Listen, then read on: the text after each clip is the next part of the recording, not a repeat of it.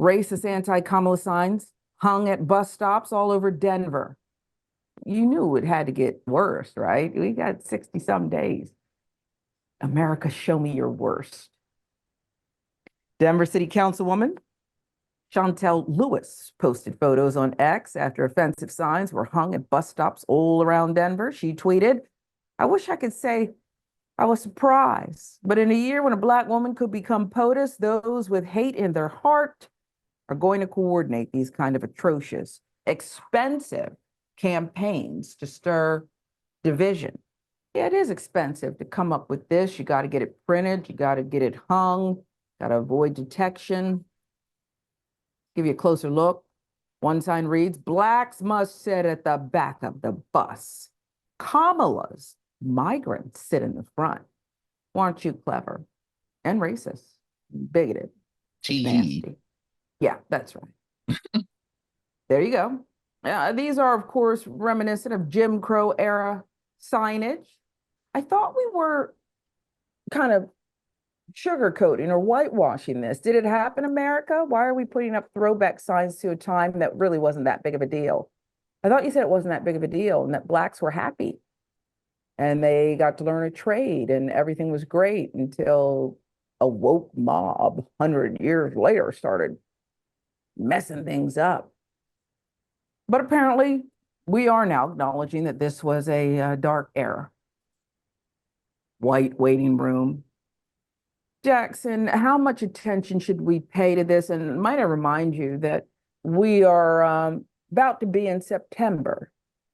October surprises are part of presidential history, right?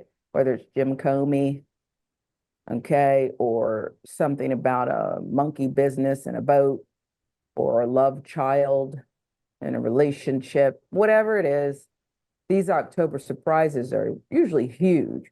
In this shortened race, I wonder what you make of this and how bad you think it's going to get.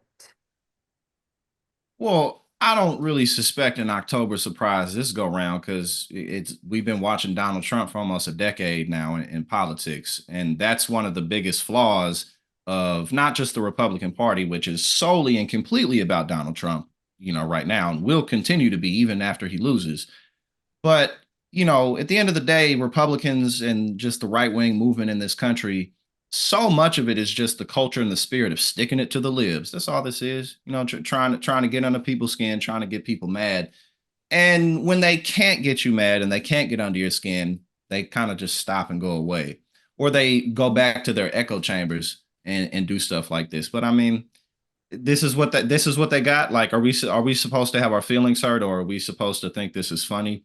They just look like losers, and they are. They're losers who are losing. And as far as I'm concerned, and the way that it looks, this isn't going to stop. Like, I think it's pretty unrealistic to believe that all of a sudden they're going to start doing the right thing. And even if they did, we have memories, like we're not just going to forget what they've been doing, especially since Kamala entered the race. And I mean, if you think that they couldn't handle a Black man being president, just wait till a Black woman is president. Ooh. Just wait. I mean, we're just getting started with seeing this type of stuff. So yeah.